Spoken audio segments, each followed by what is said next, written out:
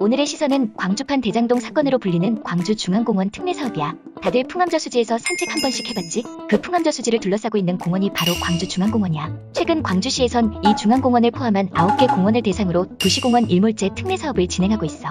도시공원 일몰제는 도시계획시설상 도시공원으로 지정만 해놓은 개인 소유의 땅에 20년간 공원 조성을 하지 않을 경우 땅 주민의 재산권 보호를 위해 도시공원에서 해제하는 제도를 말하는데 2020년 7월 1일부로 전국적으로 시행이 됐지. 그래서 광주시는 일몰제 대상이 된 공원들의 사유지들을 매입해 완전한 도시공원을 조성하기로 결정했어. 그런데 모든 사유지에 토지 보상을 해주기에는 예산이 부담됐고 방안으로 민간 자본에게 공원 부지 일부를 개발하게 해주고 토지를 수용한 후 보상금을 주게 한 거야. 이렇게 되면 공원 한쪽에 아파트 도로 등이 생기긴 하겠지만 사유지 없는 완전한 공원이 조성되는 거지. 그렇게 진행되고 있는 도시공원 일몰제 대상은 9개 공원 10개 지구야. 각 공원마다 1지구씩 해당하는데 중앙공원은 너무 커서 1지구, 2지구로 나누게 됐어. 참고로 1지구는 그 규모가 큰 만큼 총 사업비만 2조 2천억 원이 넘는 사업이야. 그런데 이 중앙공원 1지구 특례 사업이 여러 논란에 휩싸였어.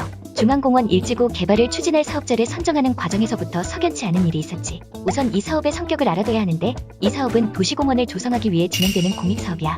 공익적 목적을 위해 진행하는 사업이니까 당연히 공기업들이 우선적으로 사업에 참여하려고 하겠지. 그래서 여러 건설사들은 중앙공원 1지구 입찰에 참여하는 건 바보 같은 짓이라고 생각했어. 딱 봐도 광주도시공사에서 진행할 것 같으니까 말이지. 실제로 광주도시공사에게 우선협 상자 지위도 있었고 그런데 갑자기 광주도시공사에서 중앙공원 1지구 특례사업에 참여하지 않겠다고 한 거야. 그 사이 우빈이라는 기업은 다른 기업들과 함께 컨소시엄을 구성해 중앙공원 1지구 사업 입찰에 응했지. 이후 컨소시엄 멤버 그대로 빛고울 중앙공원개발 주식회사라는 특수목적법인 통칭 빛고울 SPC를 만들었어. 이건 편의를 위해 이제부터 SPC라고 부를게. 본론으로 돌아와서 당시 컨소시엄에 참여했던 한양 측은 어차피 안 될 일에 왜 참여하는지 의문이었지만 우빈 측에서 입찰 작업을 맡을 테니 꼭 참여해달라고 해서 컨소시엄에 합류했어. 그 후엔 아까 말했던 것처럼 광주도시공사는 우선협 상자 지위를 반납했고 우빈이 말했던 대로 컨소시엄 측이 중앙공원 1지구 사업을 맡게 된 거지. 결국엔 광주 풍암저수지를 둘러싸고 있는 중앙공원 그 중에서도 1지구에 해당하는 일부 지역에 SPC가 아파트를 짓고 그 돈으로 중앙공원에 있는 사유지를 보상해 주기로 한 거야.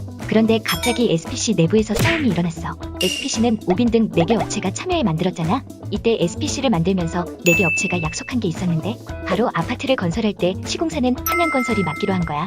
그런데 막상 입찰을 통해 중앙공원 1지구 사업을 맡기로 확정되니까 다른 업체들이 한양 측에게 시공권을 줄 수 없다고 한 거지. 약속해둔 걸 어떻게 뒤집을 수 있냐고? SPC는 4개 회사가 합작했잖아. 그래서 한양이 30%, 우빈이 25%, KNG스틸 24%, 하크엠 21%로 출자 지분율을 정해뒀어.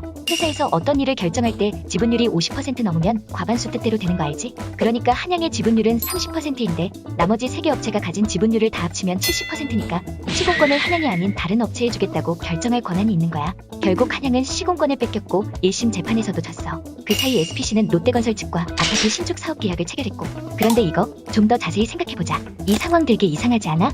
지금까지 상황을 보면 애당초 입찰에서 이길 수 없을 것 같았는데 갑자기 광주도시공사가 사업 수익 능력이 있음에도 불구하고 우선협 상자 지위를 반납했고 이후 우빈이라는 작은 업체에서 한양이라는 큰 업체를 비롯한 3개 업체를 끌어들여 사업을 따냈지. 그리고 사업을 따낸 후 우빈은 다른 업체들과 공모해 한양을 따돌리고 롯데건설에게 시공권을 주는 등 주도권을 쥐고 있어. 그런데 이 공익사업의 주도권을 쥔 우빈이라는 회사가 너무 이상한 거야. 사업 참여 당시인 2019년에 우빈의 실질적 대표이사는 신용불량자였던 데다 당시 회사 자본금은 5천만 원에 연매출 2억 2천만 원에 불과했고 부채 비율이 무려 2800%인 회사였어. 사실상 페이퍼 컴퍼니나 다름없는 거지. 그러니까 자본금 5천만 원짜리 페이퍼 컴퍼니가 총 사업 규모 2조 2294억 원 규모 공익사업에 주도권을 쥐게 된 거야. 이게 말이 돼? 어떻게 이런 일이 가능했을까? 당연히 광주시가 뒤를 봐줬기 때문이야. 오늘 영상은 여기서 마치고 다음 영상에서는 광주시가 어떻게 이 사업에 개입했는지 더 자세히 알아볼게.